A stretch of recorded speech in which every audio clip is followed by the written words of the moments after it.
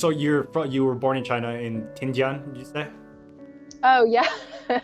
Now we have to go back to talking about me. Yeah. Thank you for the interview. I'm glad to have come on. I'm a Scorpio. I don't like talking about myself or telling people anything about me. My brother mentioned Um, he said that you very much have that that deep Scorpio energy of not wanting to reveal anything unless it's like pulled out of you with forceps and a wrench. yep. So anyways, ended up in the US. When did you move to the States? When I was 4. So my parents were here already and they picked me up from the airport. And I was like, who are you people? Oh, so you were staying with I wanna go with your grandma while they were already in the States. Ah, Yeah, I see. yeah, yeah. Yeah, so grew up in Somerville, which is outside of Boston. Do you speak Mandarin? I do. Nice. Yes. Did you have to learn it like after the fact, or was it like organic because of being raised by your grandma? Yeah, my grandma eventually moved to the U.S. Because my parents were working, and so she watched me and my sister. Can you read? Yeah. Yes, although I feel like very badly, like especially because in the past year I haven't like gone back. I always call it gone back home, but it's really just my aunt's house in Guangzhou. Are you an American citizen or are you still a Chinese citizen? I'm an American citizen now.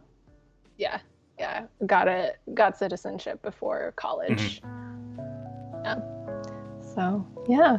Then have been living out here in the Bay Area for almost 10 years. And lived a bunch of other places before. Moved around a lot? Yeah, I mean, I definitely did like the New York thing that everyone does, right? When they're like, I'm 20 something, I'm gonna move to New York.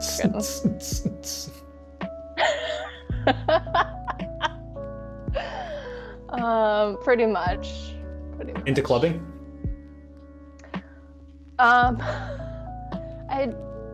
There was a period of my life where I would like stay out really late with friends. Maybe, yeah, don't know.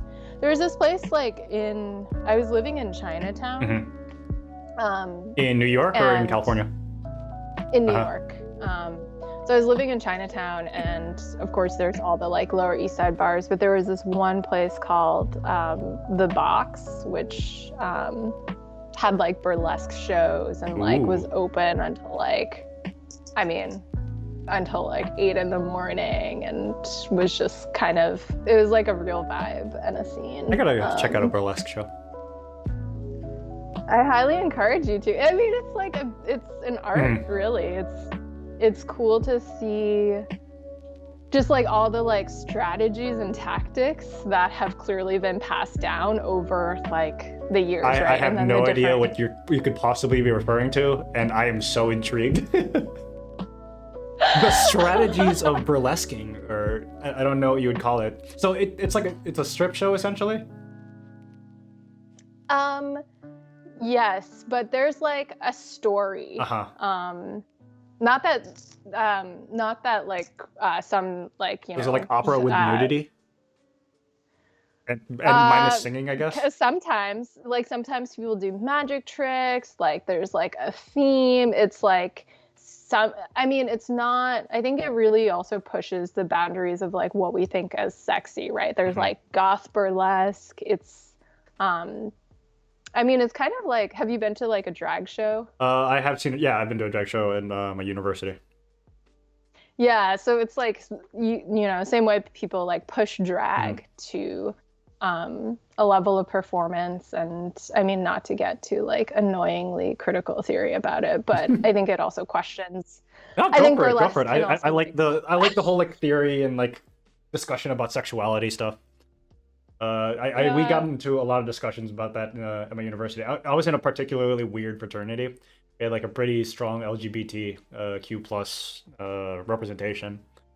A few of my fraternity brothers have transitioned. We also had a trans member. trans male. Mm. It was a very interesting experience going from like high school. There were a few gay kids, but people didn't really try to address it too much.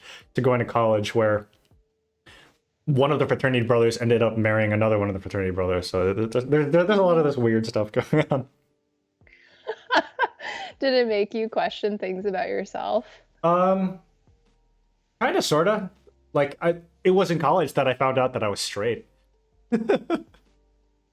Oh, I love that. Well, Oh my God, that's that I like confirmed to great. myself, just because, like, you know, I don't know how much you would know about it, but like, just I spent so much time, or guys spent a lot of time in high school. Like, oh, I need to affirm my masculinity. I need to affirm my sexual dominance.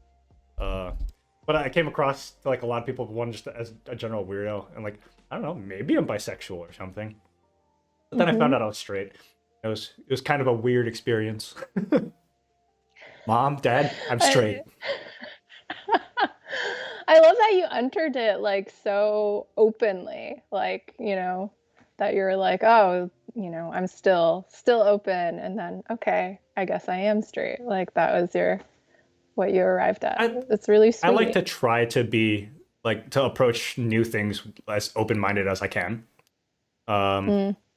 Even if it like one, I think it's like hard to make me super super uncomfortable. I think I've got a very high threshold for that. So like I'm usually able to just kind of roll with the punches and like, okay, I guess I'm not into dick. Yeah. Yeah. I mean, I feel like it's one of those things where like sexuality is just like this constant Spectrum. changing thing for different people depending on who you are. Yeah.